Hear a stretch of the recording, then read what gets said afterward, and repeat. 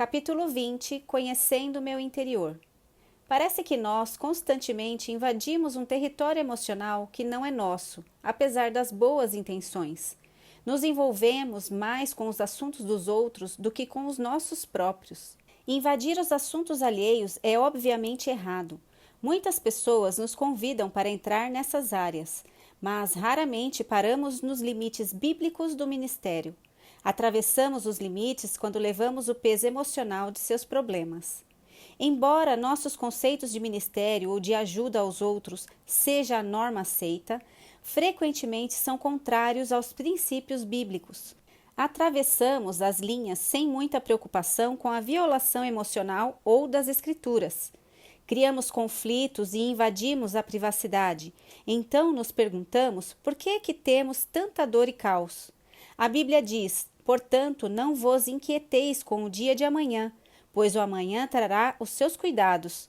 Basta ao dia o seu próprio mal. Mateus 6:34. Esse princípio se aplica do outro lado da fronteira. Não preciso carregar sua dor, já tenho bastante da minha. Como chegamos a esse ponto? Às vezes nós assumimos os problemas dos outros de modo inconsciente, como forma de escapar dos nossos próprios. Pesquisas indicam que nossa mente precisa, para fins de sobrevivência, criar distrações para os problemas que temos medo de encarar. Obviamente, essa negativa não reduz nossa dor, apenas evita que encaremos o que acreditamos ser doloroso demais. Para uns, a alternativa aceitável é sobrecarga de trabalho, para outros, a enfermidade. Outros precisam de uma crise e, ainda para alguns, evitar a dor é levar a dor dos outros. Nossa falta de sensibilidade emocional com os outros é mero reflexo da falta de conhecimento pessoal. Atravessamos limites por falta de conhecimento. Desconhecemos porque negamos e negamos porque temos medo de encarar nossa dor. Para resumir, precisamos entrar em contato com nós mesmos antes de podermos saber a diferença entre nossos assuntos e o dos outros. Em 1981, eu deixei o púlpito por cerca de 1 ano. Eu realmente não tinha mais intenção de voltar ao ministério.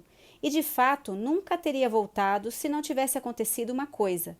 Deus falou ao meu coração: filho, você tenta fazer pelas pessoas o que nem mesmo eu farei por elas. Naquele ponto, eu reli os evangelhos. Eu os li de mente aberta, abordando-os como se nunca os tivesse lido antes.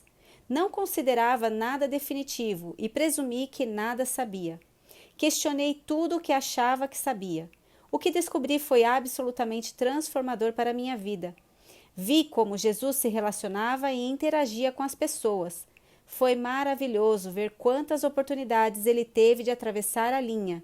Ele se recusou, no entanto, a ser arrastado para o interior de alguém.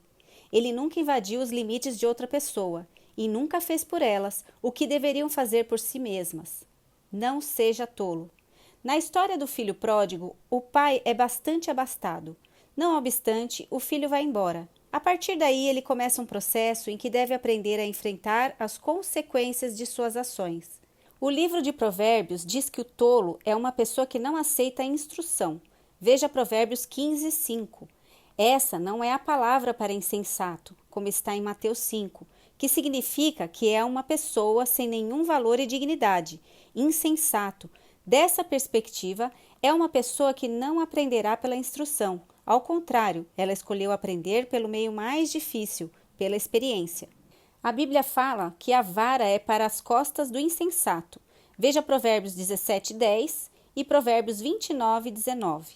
A única esperança de aprendizado do insensato é quando ele enfrenta as consequências de suas ações. A maior parte da dor de nossa vida simplesmente vem porque não ouvimos. Crianças que não ouvem seus pais geralmente experimentam muita dor. Pessoas que não buscam e consideram um bom conselho sempre acabam com problemas. Querem evitar a dor, mas fazem as coisas do seu próprio jeito. O mais trágico é que, quando recusam o conselho e experimentam a dor, ainda assim se recusam a aprender com as consequências. Tais pessoas estão condenadas a uma vida de dor. Não há libertação para quem escolhe viver com insensatez. O maior insensato é aquele que procura evitar que o insensato pague o preço. Muitas vezes, quando meus filhos e outros estavam indo numa direção errada, eu oferecia ajuda e conselhos, mas eles continuavam. Finalmente, entravam em dificuldades. Nesse momento, sentimentos humanitários me faziam sentir que eu era obrigado a resgatá-los. No entanto, fazer isso violava tudo que as Escrituras me ensinaram sobre sabedoria e relacionamentos, apesar de muitas vezes eu ter interferido para que eles não sofressem as consequências de seus atos e escolhas. Então me perguntava por que eles nunca cresciam naquela área. Deixe as consequências ensinarem. O problema era com eles? Não, era comigo. Quando atravessei seus limites pessoais, tornei meu o problema deles. Eu me recusei a permitir que eles atravessassem o processo no qual eles tinham de enfrentar as consequências de suas ações e, a partir daí, aprender. Eu evitei que eles vivessem a única oportunidade real que tinham para aprender. Eu paguei a fiança deles. Voltemos à história do filho pródigo. Seu pai tinha os recursos para pagar sua fiança, mas não o fez. O filho só caiu em si quando estava comendo comida de porcos como um escravo. Ele estava pagando o preço. A dificuldade tem um jeito próprio de nos colocar em contato com a realidade. As consequências trazem sobriedade. Quando as pessoas enfrentam as consequências, se libertam de nossa intervenção e voltam-se para Deus. Aí ele tem a oportunidade de ser o professor. As pessoas aprendem através das consequências. Chamamos de amor quando interferimos, tomamos decisões por elas e entramos em seu interior. Mas o amor é baseado na verdade. Ao violarmos os princípios das Escrituras, não estamos demonstrando amor. O julgamento nos faria dizer: eu tomei decisões ruins e agora Deus está me ensinando uma lição, me fazendo sofrer. Esse tipo de pensamento é a continuação da insensatez, por negar que essas consequências sejam resultado direto das minhas ações e que Deus nada tem a ver com isso. É claro que Deus sempre está pronto para nos guiar, mas Ele nunca nos coloca na dor. Em vez disso, Ele está sempre pronto a nos ajudar quando estamos prontos para receber ajuda, pois Ele nunca força sua ajuda sobre nós. Deixe-os ir. E pondo-se Jesus a caminho, correu um homem ao seu encontro e, ajoelhando-se, perguntou-lhe: Bom mestre, que farei para herdar a vida eterna? Respondeu-lhe Jesus: Por que me chamas bom? Ninguém é bom senão um, que é Deus. Sabes os mandamentos: não matarás, não adulterarás, não furtarás, não dirás falso testemunho, não defraudarás ninguém, honra teu pai e tua mãe. Então ele respondeu: Mestre, tudo isso tenho observado desde a minha juventude. E Jesus, fitando-o, o amou e disse: Só te falta uma coisa. Vai, vende tudo o que tens, dá aos pobres e terás um tesouro no céu. Então vem e me segue. Ele, porém, contrariado com esta palavra, retirou-se triste, porque era dono de muitas propriedades. Então, Jesus, olhando ao redor, disse aos seus discípulos: Quão dificilmente entrarão no reino de Deus os que têm riquezas. Marcos 10, 17 ao 23. Quando o homem foi embora, Jesus não o impediu. Ele aceitou onde o homem estava e reconheceu que ele tinha alguns assuntos a serem resolvidos com Deus. Se ele próprio não os resolvesse, pouco importaria se Jesus negociasse seu retorno ao aprisco, porque no final não seria o bastante. Jesus reconheceu que o homem ainda tinha algumas questões a serem trabalhadas.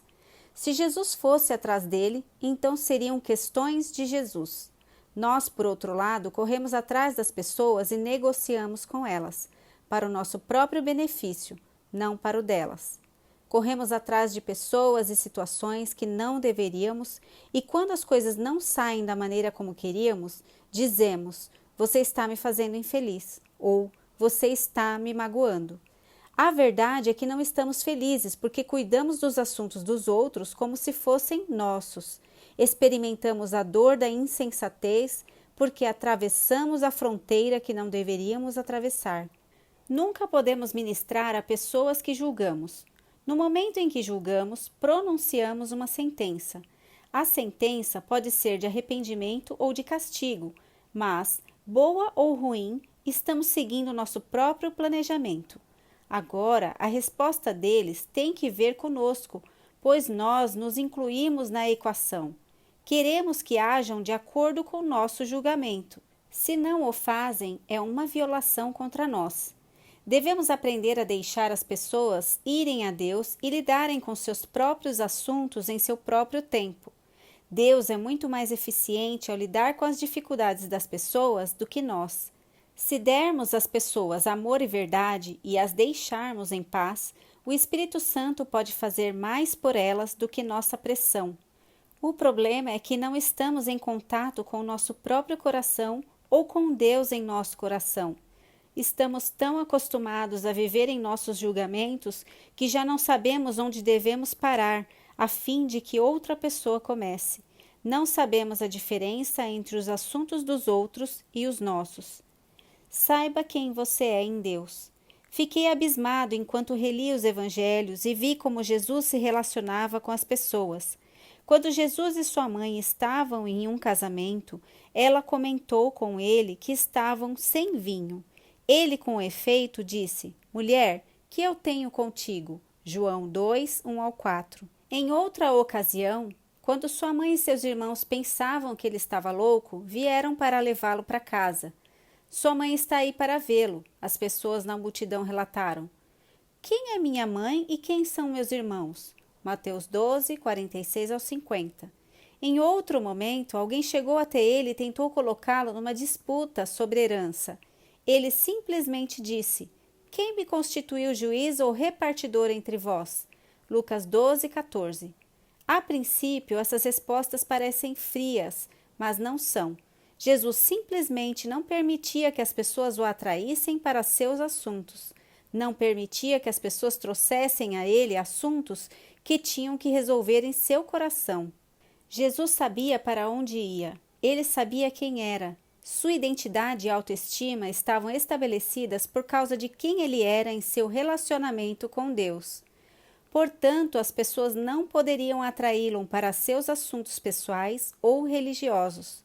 Nós, por outro lado, somos atraídos por esses assuntos porque não sabemos quem somos em Jesus.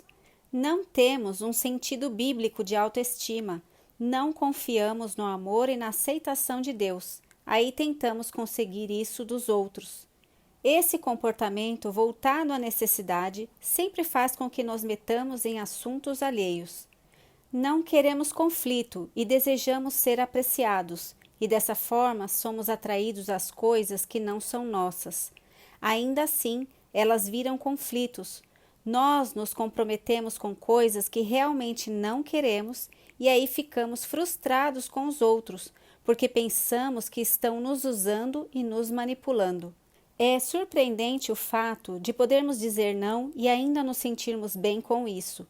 Não temos paz, alegria ou realização em nosso coração e achamos que se de alguma forma satisfizermos as pessoas, elas gostarão de nós e isso atenderá às nossas necessidades, o que não acontece. Por que deixamos que os outros nos atraiam para os seus problemas? Por que devemos ser o que uma pessoa quer que sejamos? O que há de errado conosco que não podemos amar as pessoas como elas são? Por que temos de transformar as pessoas para que fiquem como queríamos que fossem antes de amá-las? Por que elas têm de acreditar nas mesmas coisas que nós para que possamos amá-las?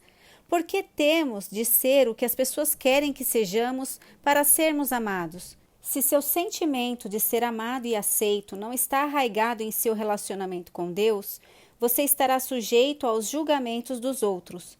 Você não terá a liberdade emocional para deixar que os outros processem seus próprios problemas emocionais com Deus. Se sua necessidade de aprovação supera o que conhece como sabedoria bíblica, acabará enredando sua vida com seus assuntos e tornando-os seus também. Deixe-me dar um conselho bem apropriado. Apenas diga não.